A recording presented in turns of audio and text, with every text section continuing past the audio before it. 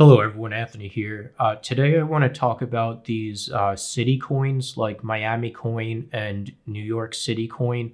I'm looking at them like the other day. There was like a CoinDesk or Cointelegraph article. I stopped reading CoinDesk years ago. Cointelegraph article about them, and I'm like, this stuff ain't right. This isn't. This shouldn't be happening. All right, so these coins like MiamiCoin and NewYorkCityCoin, they're built on a platform called CityCoins, which basically is running on like some type of platform on the Bitcoin network that enables smart contracts to work.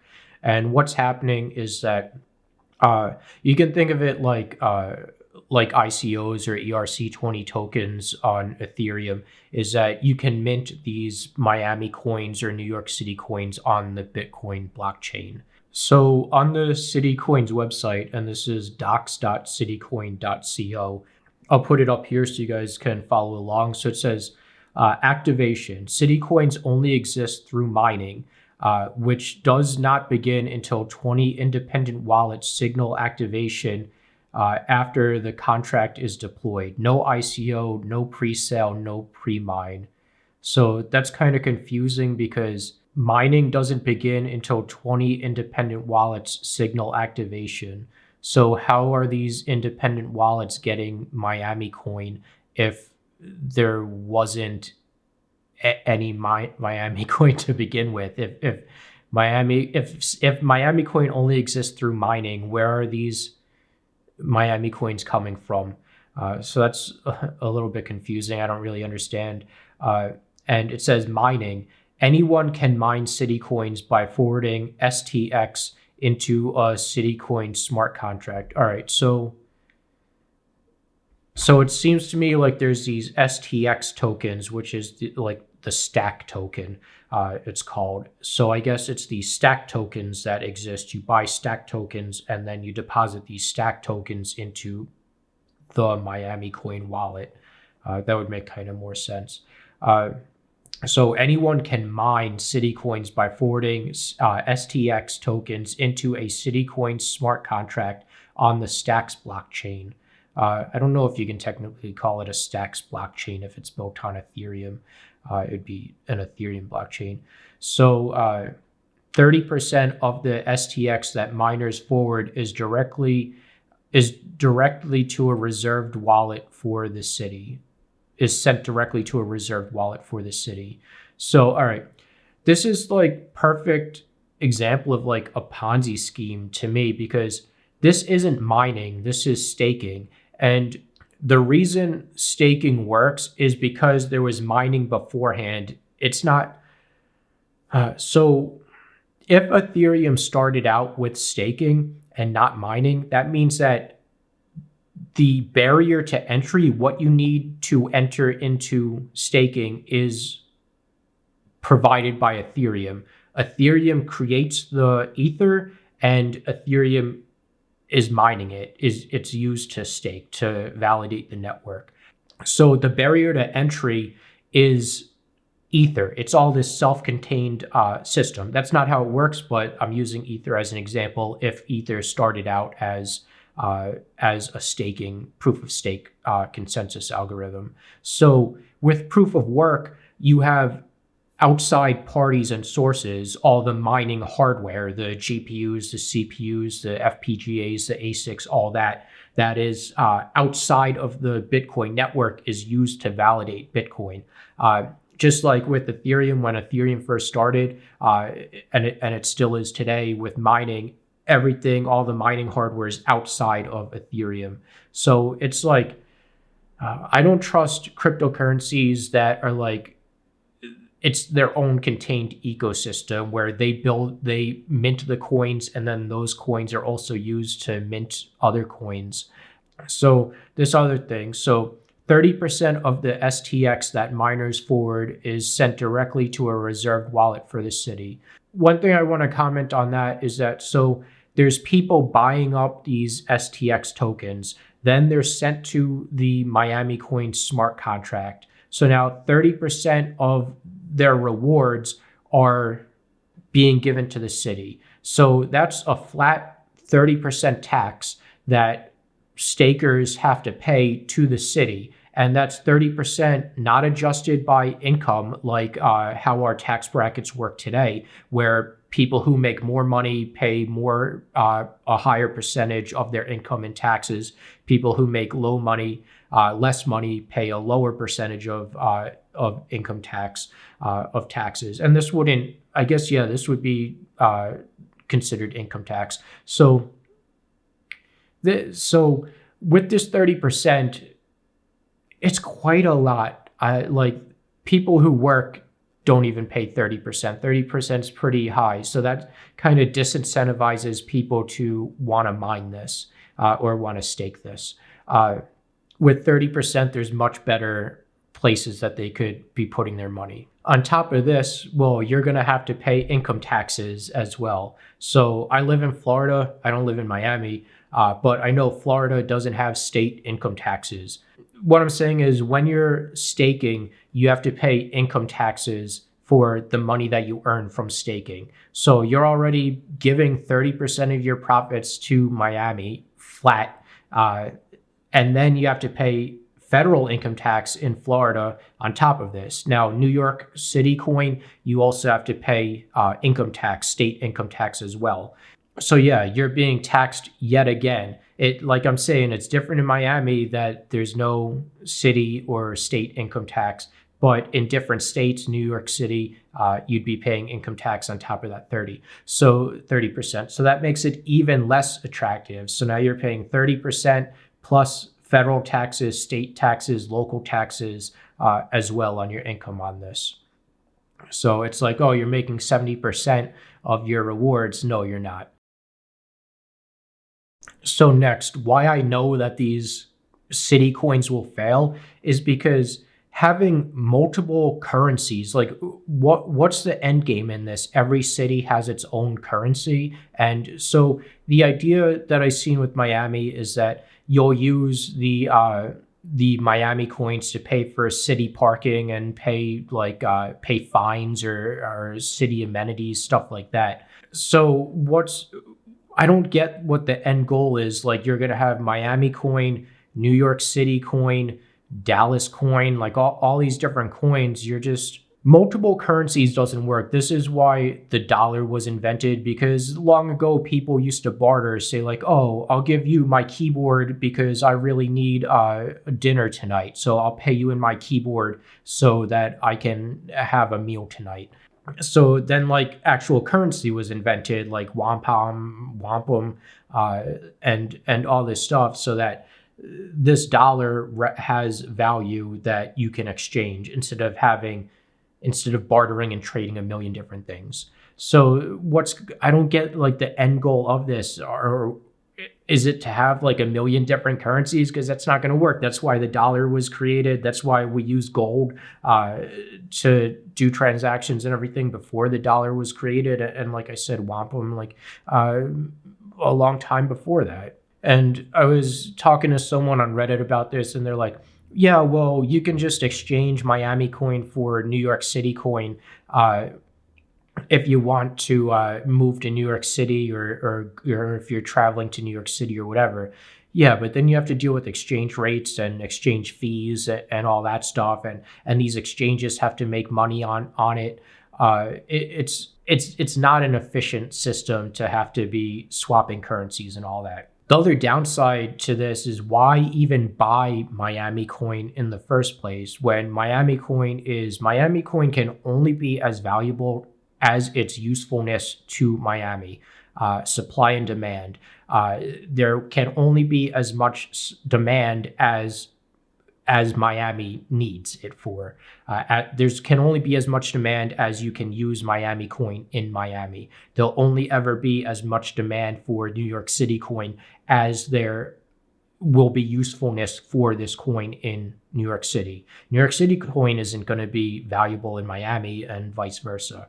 So it doesn't even make sense to buy this coin because Bitcoin, Ethereum are global networks that have global potential. Their value is their price is determined by how much value they bring to the world, not just a tiny little city. All right, so the next issue that I have is I see these mayors, they're like, oh, Miami's a crypto-friendly city, we're building MiamiCoin. And they say this because they want to attract cryptocurrency developers and all that to Miami. New York City is like, oh, I'm a cryptocurrency friendly mayor, I'm developing NewYorkCityCoin. But these mayors, they choose to be paid in Bitcoin. So that tells me that you have no faith in MiamiCoin. If you really believe in MiamiCoin, you believe that it's useful and has value and a future in your city, get paid in MiamiCoin. It's like all these startup businesses, these people who work and start up their business, they get paid in stock. And it's that stock that appreciates in value. That's why they're working so hard, so that they become rich and have all these stocks in their company that they built their value up. Same thing with Ethereum, like myself and Vitalik and all these people got paid in Ethereum to help build Ethereum. I don't want to say that I got paid to help build Ethereum. I didn't, but all these people that built these cryptocurrencies, they got paid in the cryptocurrencies that they built, and being early adopters and early miners and all that. Someone was telling me like, oh, MiamiCoin is only 3 months old. It's not ready for anyone to be paid in. And I'm like, well, you're paying miners, stakers, miners rewards in MiamiCoin. So that's not true. If you can pay miners to do work to verify the network or do whatever miners and stakers do for MiamiCoin, you can pay them in MiamiCoin, but you can't accept MiamiCoin yourself. So, like I said, to me, it tells me that the mayor of Miami, Francis Suarez, has zero faith in MiamiCoin. Like that's all I need to know to stay away from MiamiCoin. You're not getting paid in MiamiCoin and you're promoting this, get fucked pretty much. And here's this article from the Miami Herald that says Miami residents may soon be getting a Bitcoin yield thanks to MiamiCoin project. In an interview with cryptocurrency news site CoinDesk Thursday, Miami Mayor Francis Suarez said that he's planning to convert the millions of dollars in proceeds Miami has created into a Bitcoin dividend. Yeah, so this is even further because this is a pump and dump, 100%. You're building this MiamiCoin thing now to just dump it into Bitcoin. It again tells me you don't believe in MiamiCoin, you believe in Bitcoin. He says, to quote, we're going to be the first city in America to give a Bitcoin yield as a dividend directly to its residents, Suarez said. We're going to create digital wallets for our residents, and we're going to give them Bitcoin directly from the yield of MiamiCoin.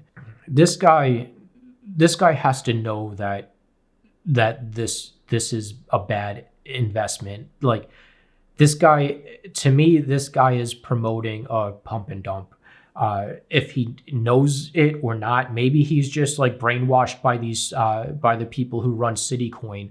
I don't know, but I don't know if he's knowledgeable or knows that he's literally promoting a pump and dump to the users, to the citizens of Miami, and using the citizens of Miami's tax dollars to build this cryptocurrency. So you're building a failing cryptocurrency, MiamiCoin, which will fail with taxpayer dollars, and then using those taxpayer dollars to sell the cryptocurrency you bought to buy Bitcoin with. So it says the wallets would be set up with a third-party vendor, he said. Suarez himself laid out key questions that would need to be answered before the city government could dole out cryptocurrency dividends. Is it going to be taxpayers? Is it going to be those that vote in the city? So like who gets this MiamiCoin or who gets these Bitcoin dividends that they're selling MiamiCoin for Bitcoin? Is it going to be taxpayers who get it, or is it going to be anyone who is able to vote in the city? Suarez said during the CoinDesk interview. Is it going to be people that have a city address? In the follow-up statement, Suarez said that yield would come from setting aside funds the city has already earned. So one, You haven't earned any money. Getting money from tax dollars is not earning money. It's the people who are actually working, bringing value to society with their jobs. They're the ones who are working for the city and earning money for the city. Yeah, you haven't earned anything. So from setting aside funds the city has already earned, though not yet spent. It's just like such a fucked up thing that these mayors think that they've earned money through tax dollars. Through the virtual mining process, MiamiCoin, and that's another thing, they call it mining. It's not mining, it's staking. And they don't even call it staking, they call it stacking. Supporters have undertaken. Through that mining, the city has earned more than $21 million. So this is the other thing that I had a problem with. So let's say that that they had $21 million in revenue. So they're either paying CityCoins to build MiamiCoin for them, or paying developers or whatever, independent developers outside of CityCoin, or to work with CityCoin to build MiamiCoin. So this $21 million that they made, when was this project first conceptualized? Would it have been better just to put your taxpayer dollars into Bitcoin and Ethereum? I 100% would argue yes, because look at the price of, let's say that this MiamiCoin was dreamt up like last year. Well, last year Ethereum was like only a couple $100 or whatever, so that's like 100 times gain. What's the amount of money that they spent to make this $21 million with MiamiCoin? Because I really doubt that it's all profit that they've made. MiamiCoin is denominated in another cryptocurrency called stacks. When stacks are temporarily locked up or stacked, there's a 10% dividend Bitcoin reward for staking on Stacks network that Suarez is referring to.